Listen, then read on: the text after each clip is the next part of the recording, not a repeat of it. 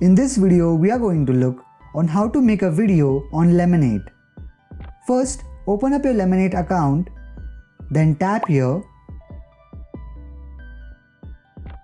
tap on videos and select the video you want to post and tap on next. You can edit the video here, and once you make the desired changes, tap on next. You can type a title for your post, for example like this. And here you can write the caption for your post. By tapping here, you can get some ideas for your caption.